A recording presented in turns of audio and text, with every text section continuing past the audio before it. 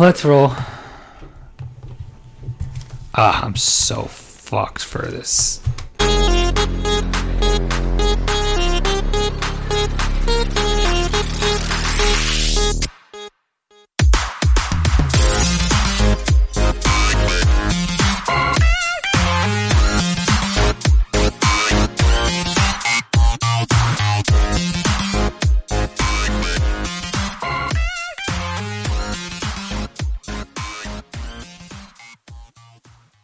Hello and welcome to REKT Podcast. I am Bunchu alongside my esteemed colleague and co-host Crypto Chamber. Chamber, how you doing, buddy? Doing pretty good, man. You know, just I don't know. I think I'm on my third coffee of the day.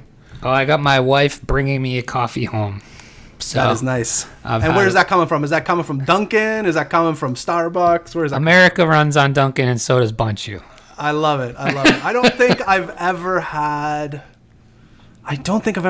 Dunkin' coffee. I know I've had the donuts because I used to visit the U.S. a lot more when I was a kid, and Dunkin' Donuts were pretty good if memory serves me correct. What were your kid trips to America like? I used to be, believe it or not, Bunch, I used to be a pretty religious kid. I know that from stories you've told that I believe your father is. Yeah. My dad's family is super religious. I have an uncle who's a priest.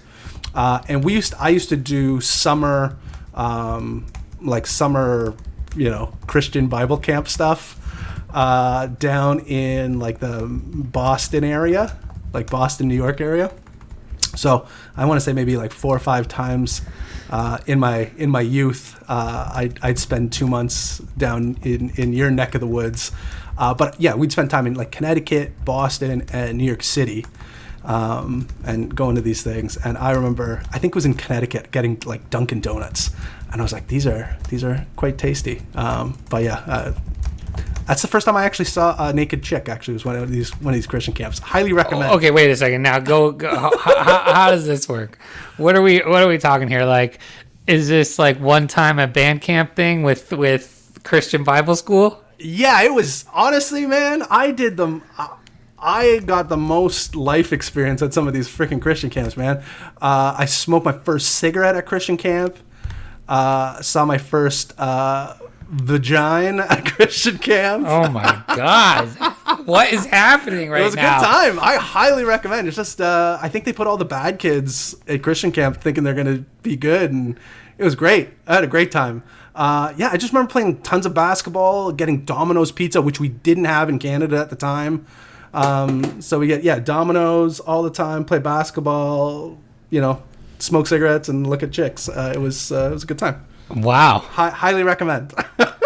Wow. Well, and I was the foreigner too. So I mean, I was. Oh, the Canadian bad boy. Oh my goodness. Are you kidding me? Oh my God. Tell me about your Bryan Adams collection.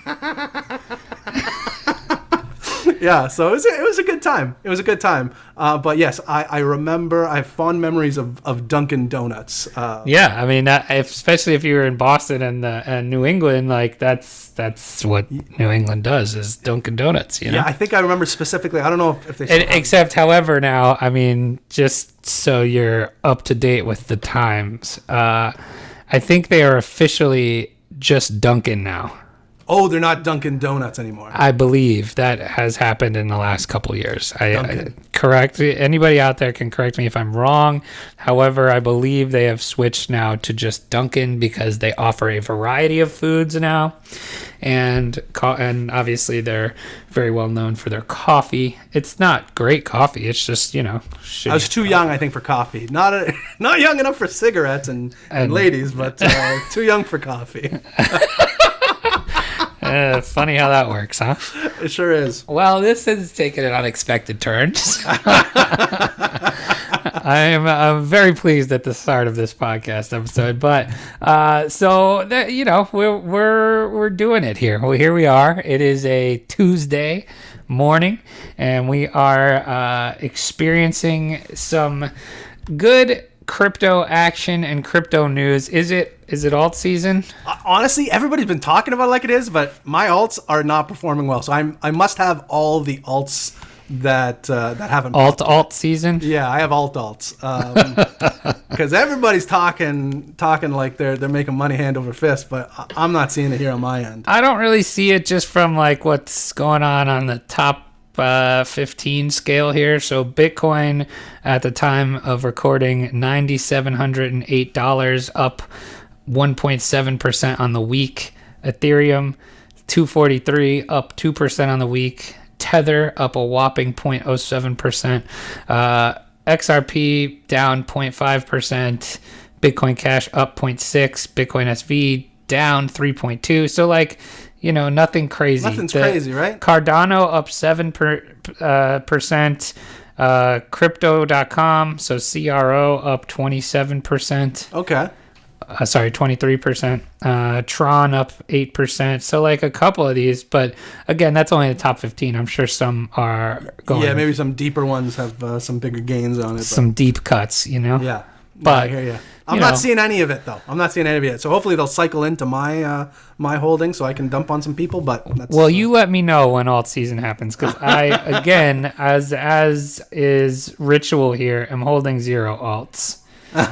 So I don't think I've had an alt since, gosh, who knows?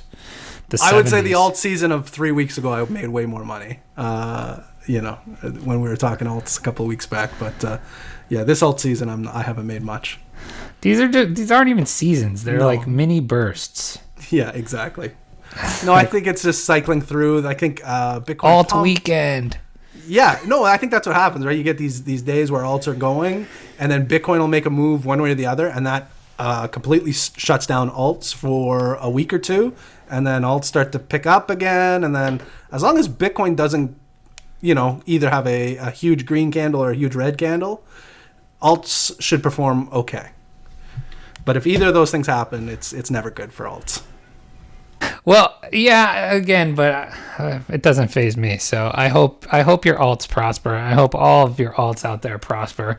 I'll just be sitting here on the sidelines buying my daily Bitcoin and with my Cash App. That's been the best thing that's ever happened to me, by the way.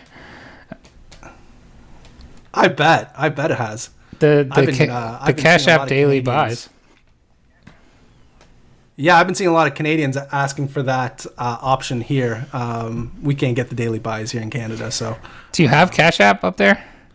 No, we don't have Cash App. We don't have Venmo. We don't have any of those fun things you guys have down there. Wow, I pay astronomical amounts for health insurance, but you don't get Venmo and Cash App. Yeah. The universe balances itself. There you go.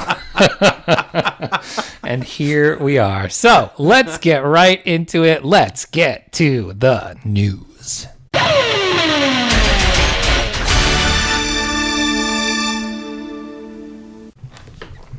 What do you got for us, buddy?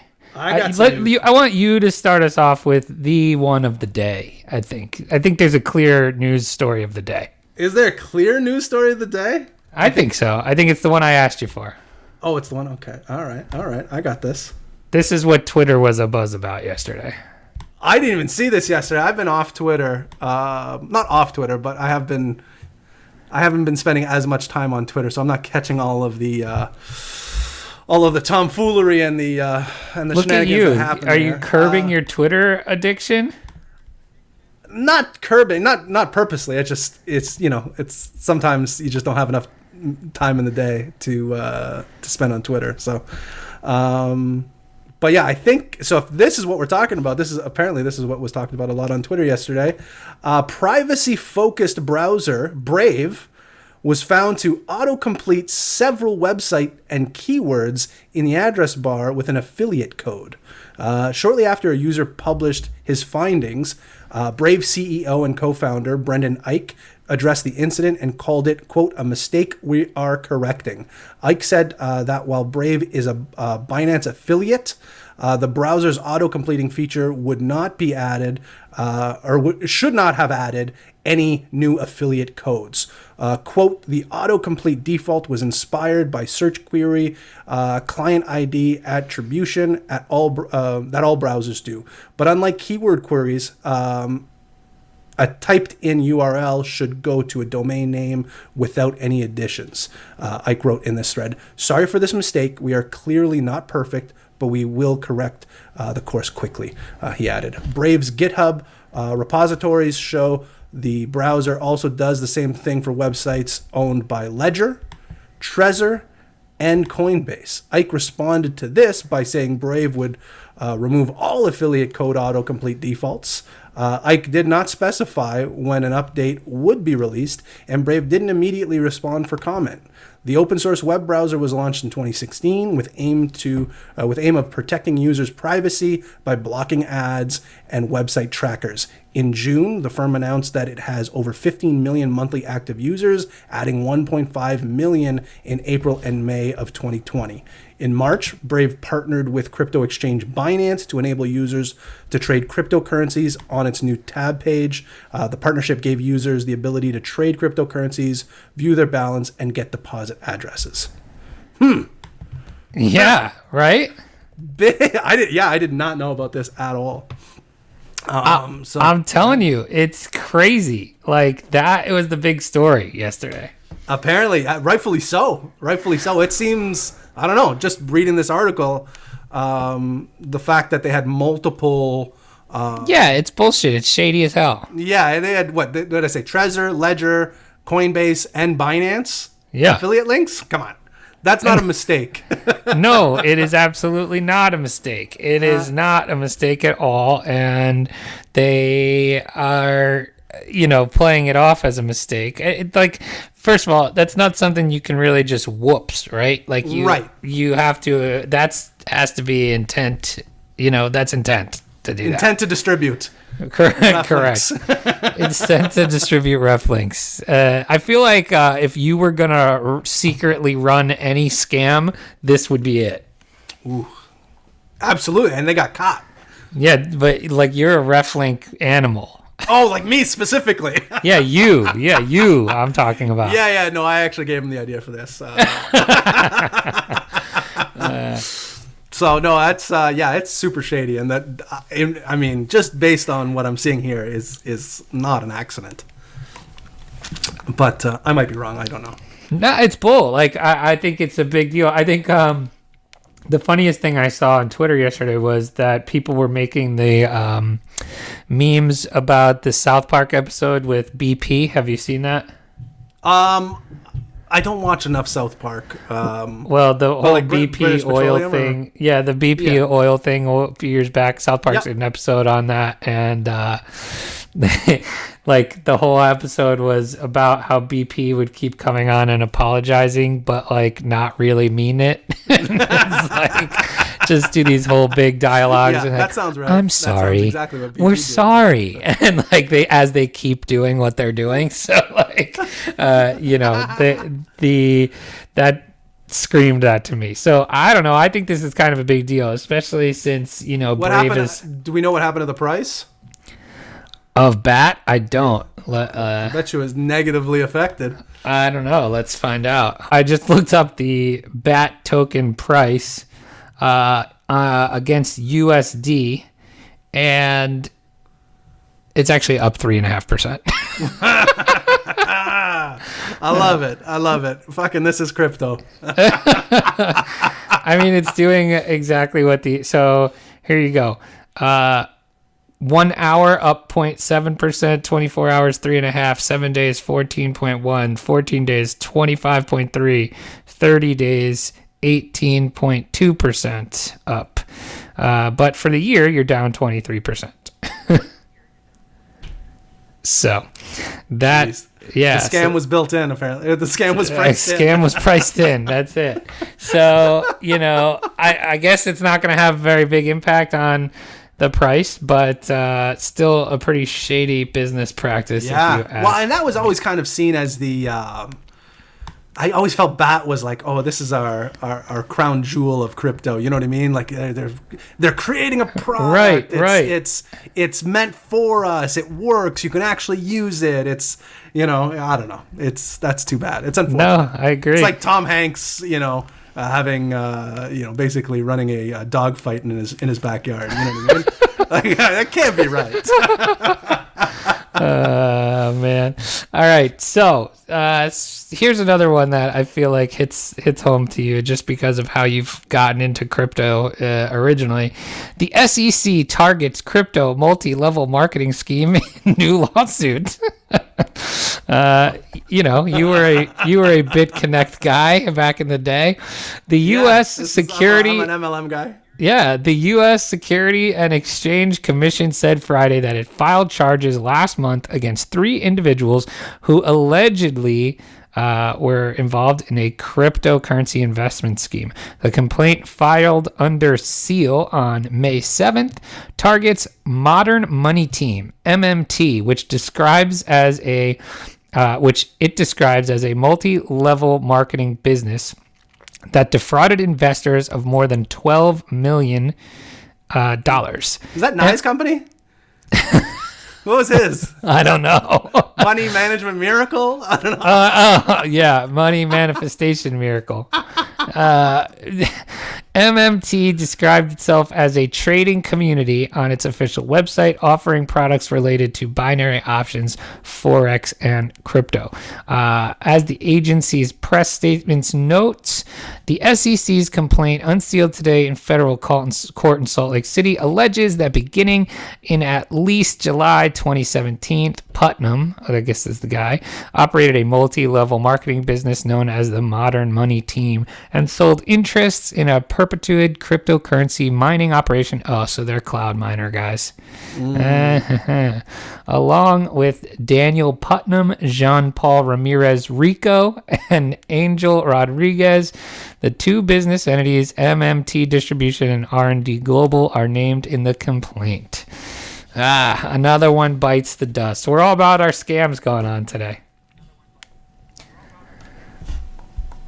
That is very unfortunate. It's a scammy world out there in crypto. I just feel like there's just no good crypto news ever.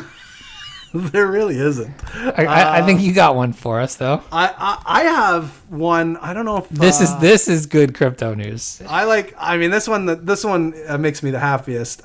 Cameron and Tyler Winklevoss, the twin co-founders of crypto exchange and custodian Gemini, are set to get a Hollywood treatment for the second time. The twins have partnered with film producer Greg Silverman's Stampede Ventures to co-produce a movie adaptation of Bitcoin Billionaires, their book. Sweet. Yeah, so that was reported by Deadline on Monday. The book, written by New York Times best-selling author Ben Mesrick. We tried to get him on the podcast a couple times. We did try to get Ben on the podcast, to no avail, but maybe take another crack at the cat. It tells the story of how the twins became the first Bitcoin billionaires in 2017. Great book, by the way. I read it. Bunchu approved. Bitcoin Billionaires is the second book by Mesrick.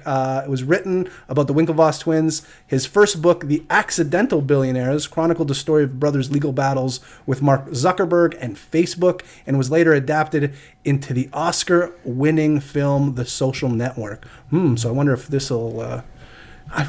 Who directed Social Network? That was the guy that did West Wing, I think, if memory serves me correct. M. Night Shyamalan? Michael Night Shyamalan? Not Mikey. But I think it was a pretty good director, and if it was that director, hopefully they get him again, because I would love to see a high-quality Bitcoin movie. Quote here, we are very grateful at Stampede that we were able to convince them, Cameron and Tyler, to turn their story into a film and produce it with us, Silverman told Deadline. This is Rocky II meets Wall Street in a world filled with unique and mesmerizing characters. This is going to make an incredible film. Incredible. It's really just incredible film. I agree. I think this will be, if it gets the right director. Well, now we have another movie to cast. I love it. You haven't read the book, right? I have not. I can't read a word. Well, I when I say read, I listen to it on audiobook. Was it good?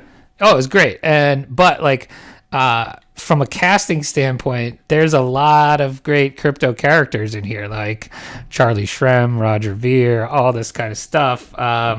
Voorhees, so we could have a whole segment on casting this movie as it comes out later. We got to get him on the show. Yeah, and cast the damn movie. Yeah. So maybe now that there's a movie coming out, he'll want to do a mediocre podcast tour. Oh, hopefully. And we'll be on the bottom of that mediocre podcast list. Yeah. But I think this will be good. I like good movies. I have yet to see a good crypto movie. I've seen some bad ones. Not, the documentaries are decent out there. But as far as a dramatized movie, I think we're due for a good one. Yeah, correct. I mean, obviously we had Torsten on from the documentary, and that was great. But yeah, and there's been other good documentaries out there. I think on the documentary side, I think we've been treated pretty well, but nothing. We need a good scripted drama. Aaron Sorkin is the director I was thinking of, and I'm pretty sure that's who directed Social Network. He did The West Wing, but if we can get Aaron Sorkin direct a Bitcoin movie, watch out. That'd be watch out. Oh, man. Here's some more positive crypto news. Like, this is, really great stuff here. Coca-Cola vending machines in Australia and New Zealand now accept Bitcoin. Ooh. That is good. How does it work? I don't know. More than 2,000 Coca-Cola vending machines across Australia and New Zealand now accept Bitcoin as a payment option. Coca-Cola Amatil, the largest bottler and distributor of the brand in the Asia Pacific, has partnered with crypto payments startup CentraPay for the initiative. To get started with BTC payments, users would need to install Silo Smart Wallet on their phones. Once the wallet is installed, CentraPay allows users to scan a QR code to pay for the items in Bitcoin or other digital currencies. CentraPay says it helps brands to connect directly with users and help increase their revenue potential. Adidas, KFC, Jack Daniels are some of the brands listed on its website as customers. CentraPay CEO Jerome Ferry said that the firm has solved two barriers to the adoption of digital assets: integration complexity and poor user experience. So looking ahead, CentraPay plans to grow its business globally. We've established presence in North America and will be fully targeting the U.S. market next with some of our world first innovations, said Fowry. So that's pretty interesting. I mean, you know what that is, right? I want to know when Pepsi's going to have Bitcoin options. No, it's not. It's not. Like when you go to a restaurant and you order a Coke and they say we only have Pepsi products. Yeah. Yeah, this is gonna be you go up to a Pepsi machine and you try to pay with Bitcoin and they say, sorry, we only accept Bitcoin Satoshi's Vision.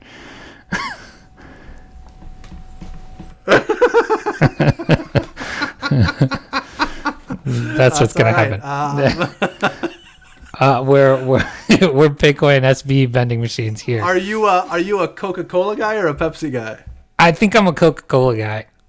I tend to agree. I think Coca-Cola is better. Yeah, I'm not a big soda guy. Are you guys pop? Do you guys say pop or soda? So I've been a popper in my life, but I would say 95% I'm a soda guy. The only time I popped was when I lived in the Midwest because that's what they call it. So right when it's a big Canadian, like we say pop in Canada, but my time in the U.S. as a child, as a young you were in soda I was in territory. and I took that back with me. I like soda, so I've been saying I say soda.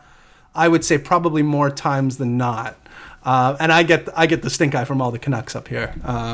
But I've been watching this. It's called You Betcha on YouTube. I think these two guys have a podcast, but they're a couple of Midwesterners, I think from like maybe Minnesota or, that Wisconsin area. And I've been watching their videos, and that area, it might as well just be Canada. I don't understand. It's 100% Canada. All the videos like of life of the Midwest. is basically just living in Canada. So we always talk about Canada being the 51st state.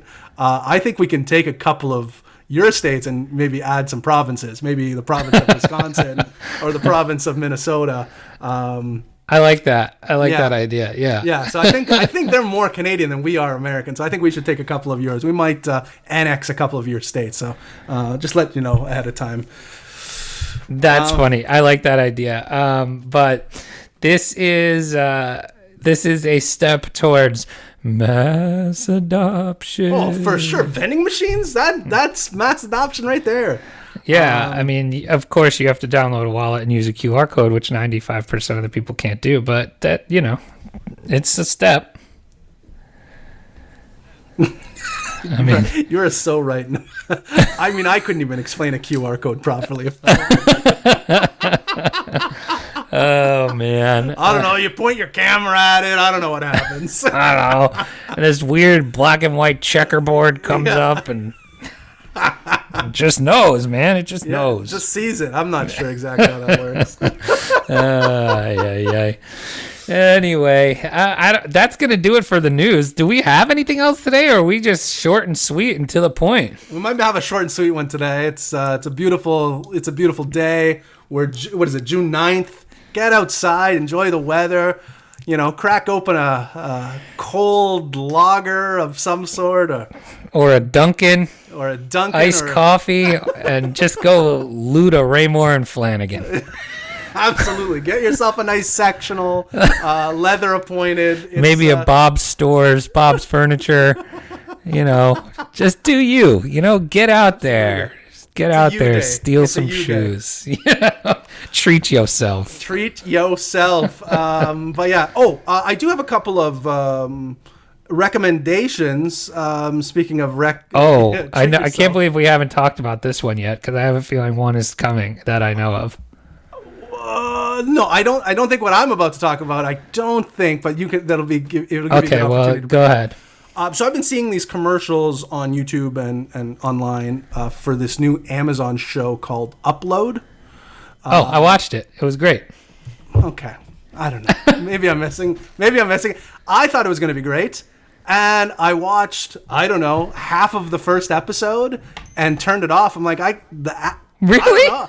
I couldn't handle it was just, I'm like, is this for real? Is this a real story? Like, they're acting this way? Like, the acting I thought was off. So then I swapped. I stuck to Amazon. So after halfway through, I looked at my wife. I'm like, am I wrong, or is this just awful? And she agreed. That being said, all Rotten Tomatoes score, IMDb scores are all through the roof. Everybody loves it. So maybe it's just us. But I'm like, what the fuck is going on? I'm like, is it just me? Might be just me. I liked it. I enjoyed it. I agree with you that the acting is a little corny, but I think it was meant to be that way. I think it was meant to be like this satirical type of acting. I think it wasn't obvious enough for me. Maybe that's what it was, that it was being satirical. But what I did is I stuck to Amazon, because I do feel they do make some pretty good shows. And I started watching, what's it called? The Loop? Not The Loop. It's called...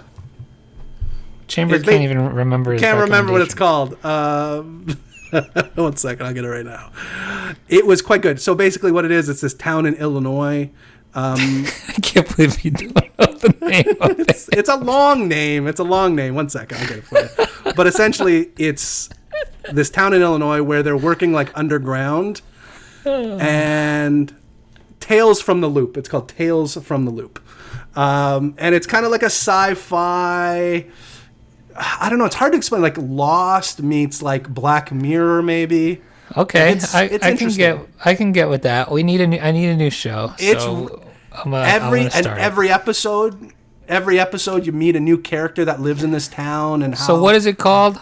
It's called Tales from the Loop. Tales from the Loop. I call it The Loop.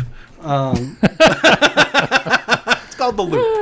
right. But yeah, so I like that one a little bit more than Upload. But what was the show you were talking about? Well, I saw you tweet about this the other day, and I had just finished watching it, so I thought this is where you're going. It is the Epstein documentary. Ooh, yeah.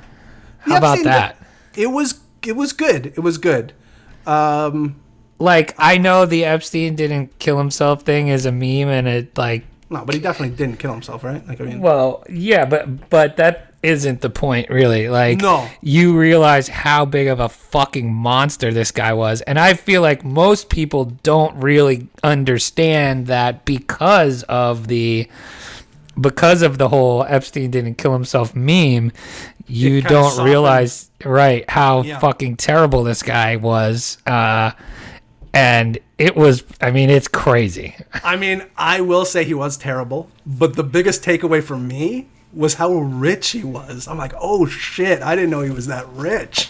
Well, I mean, rich people can get away with a lot. That's what that told me, huh? Unbelievable. I mean, that's exactly what it says. I mean, he bought off like the police department by buying them. Like, it was crazy. Like, you can just buy. They didn't say how much he was worth. I don't remember them saying, but just the types of property he had. Like, he had, the private island. He had like an apartment in New York, apartment in Paris, apartment or ranch in I think New Mexico. I'm like, oh, this guy's no fooling around. But yeah, just a monster, predatory monster for like decades. Like, I don't know. I actually watched the R. Kelly doc shortly before that, and very similar. I still haven't watched that one. They're pretty similar. Pretty similar characters, I would say. I still haven't watched that one. This one was pretty crazy. Like, I didn't realize quite how bad this guy was. Like, now, does that have something to do with the Pizzagate thing? Is that Pizzagate? I was watching. I'm like, is this what they were talking about? I'm not very familiar. I don't really know. I don't know. I don't keep up on pedophilia news. I feel like he's in there. He's in the Pizzagate world, but I might be wrong. But that is Florida, and I think that's where they were saying that was happening. So maybe. Maybe then you never know. I'm not sure. I mean, the crazy amount of people that like famous people that he hung out with that. Let's be honest. Clearly know what he was doing and are definitely part of it. The Donald specifically. Donald Trump, Bill Clinton, like Prince. Which Prince was it? Yeah, Edward. Prince Andrew. Yeah, Andrew. Yeah. Prince Andrew. I mean, they called him out pretty hard. Prince Andrew has been like shunned. Like we've because I live in Canada, we follow the royal family pretty closely. Like he's out. He's been basically. He's just out. He's out of the family. But Bill Clinton was there a lot. Like I think they said like 26 times to the island. And then right, exactly. The one said that she never saw him do anything bad, but still, it doesn't matter. You know what's happening on that fucking island. Even if he didn't do anything bad, like you know what you gotta have an understanding of what he's doing. Right, and like Kevin Spacey, yep. Yeah, that's right. I forgot Kevin. They kind of dropped that in nonchalantly. I'm like, oh yeah, Kevin Spacey. They also dropped a Chris Tucker in there, which I thought was interesting. I feel like Chris Tucker got collateral damage on that one, to be honest. I feel like you never know. Like if all these people, you don't. If all these people around him ended up being this way, then guess what? If it looks like a duck and quacks like a duck, it's probably a duck. It could be. I don't disagree. But we could all agree that Chris Tucker is not like old money. So he was probably popular at the time and hanging out with some people, and then maybe I'm trying to be a defendant of Chris Tucker. Maybe he was blinded by new fame and fortune and didn't see what was actually going on. But I'm a Chris Tucker apologist. I don't know if you know that about me. I guess so. I mean, now to be fair, nobody accused Chris Tucker of anything. Exactly. And nobody accused Kevin Spacey of anything, but clearly he's shown otherwise. Yeah, but, exactly. I thought it was very interesting. It's only 4 episodes. It was worth a watch. It's pretty disturbing, I would say, as well. But I would say it's disturbing, but not like I'm always worried about because I watch not like gross disturbing, not visually disturbing, right? More mentally disturbing. Because sometimes you see shit. Like I remember watching like an OJ doc where they showed like the bodies afterwards. I'm like, oh god, jeez. Right. Like you see things like that's stuff that you only want to see on the privacy of your own cabin shore. What? What on my own cabin shore? Yeah, I only want to see. I canceled that, by the way. You did? Yeah. Since last episode, it canceled. Dang. Yeah, I canceled the Dead Man's Cove for the summer. We didn't know if it was going to be opened, and I postponed it to next summer. So we'll something to look forward to, right? It is something to look forward to. Yeah. So. But watch that. It's pretty good. Not visually disturbing, but definitely mentally disturbing. For sure. All right, I think that's going to do it for us. What do we say? Yeah, I feel good about it. All right. Well, that's going to do it for us. We will be back later this week and with more fantastic podcast and news and just and more general Chris Tucker defense. We're going to be analyzing the movies of Chris Tucker and Jackie Chan, which I think should be good. Shanghai Noon, I feel, is going to be the first movie we discuss. We've now turned this podcast into a Chris Tucker book club. That's right. And the purpose is to restore the good name of Mr. Chris William Tucker. Is that his name? No, I don't know. I love one of my favorite joys. One of my favorite joys is making up people's middle name to make. I think that's hilarious. Yeah. People are like, oh, I never knew that was his middle name. It's not. I mean, it might be, but I don't think so. Yeah. So we will restore it. All right, that's gonna do it for us. Check us out everywhere that we usually are. REKT Podcast at REKT_podcast on Twitter, in our Telegram group, having fun there, and CoinHQ.tv and at CoinHQ_. Anything else, Chamber? Nothing from my end. That's gonna do it for us. And until next time, don't get wrecked. And that is financial advice.